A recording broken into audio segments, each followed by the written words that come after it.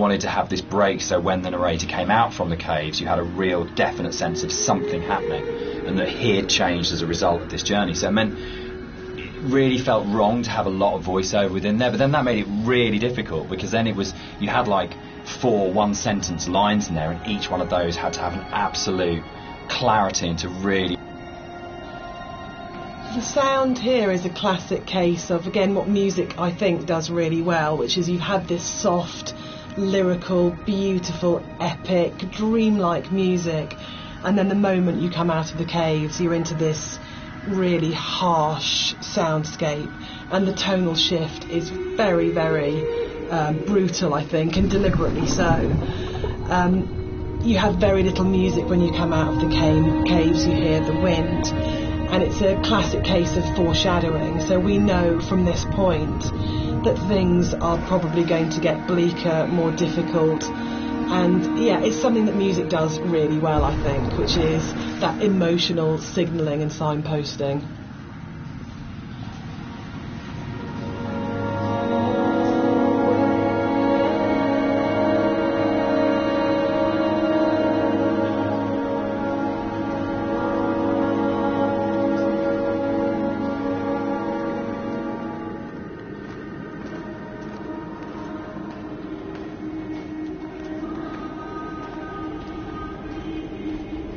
This whole area moved, didn't it? The original mod, this was a cave right at the beginning of the caves where everything was written, and it moved to the back end of the level, and we have this long corridor that's full of these kind of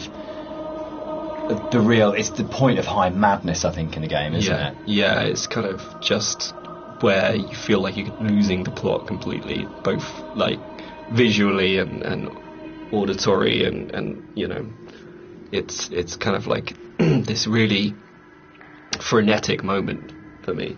I think it's where you feel most that you're underneath a mountain, and you feel the weight of that mountain, and just I loved the idea when we were, you know, putting through it of what would it actually take to do this, like to actually paint all these symbols and what is going on. And it really is quite an explicit kind of thing of madness, of going, you would have to be insane or very, very disturbed to actually do this, and what is the process that this person's trying to work through, what they trying to achieve by this. And I think it really strengthened it, making it a crawl through a tunnel as opposed to just a static location.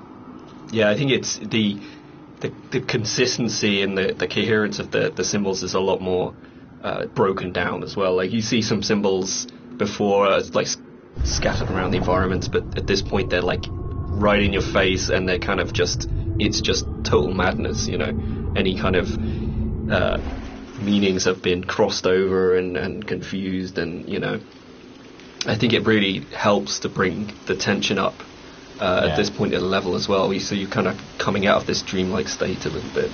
Yeah, you kind of know that you're getting towards the end of the serenity into something that's a bit more disturbed than that. Yeah.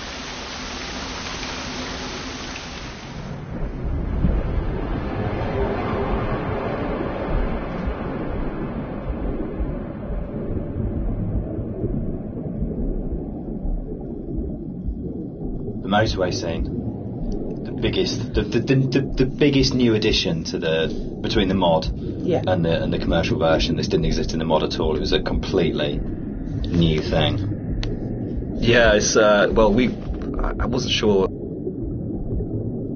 So the admission really is that I did play fast and loose with the geography of the M5. There isn't actually a welcome break service. It's just outside the junction of Sanford. But we also know, players. I mean, what a thing if you make something that's based vaguely on somewhere in real life. In terms of a compliment, when you're getting emails from players going, there isn't a welcome break there, and people really trying to work out where is this, and whole threads about where on the M5 it is.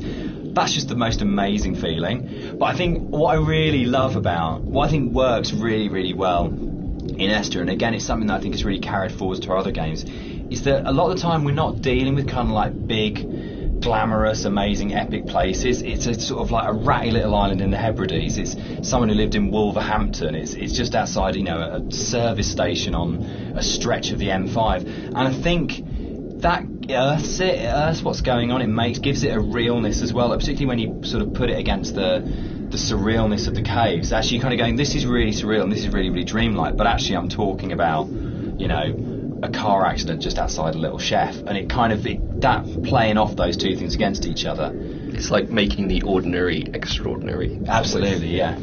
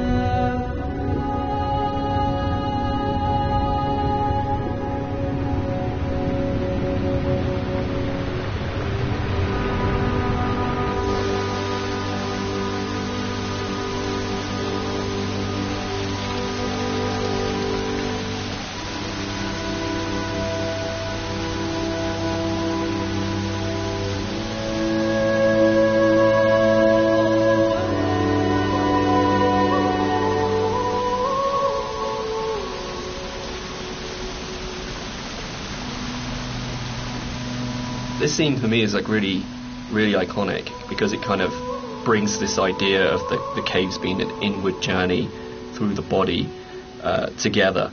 It's really kind of like a symbol of rebirth, and it actually brings together a lot of the visual goals that I wanted to achieve with a lot of the symbolism in the game. Like I've talked a little bit about how the environment was kind of designed to provoke emotions, and kind of the impressionistic style gives you just enough information to make you think of things and feel things.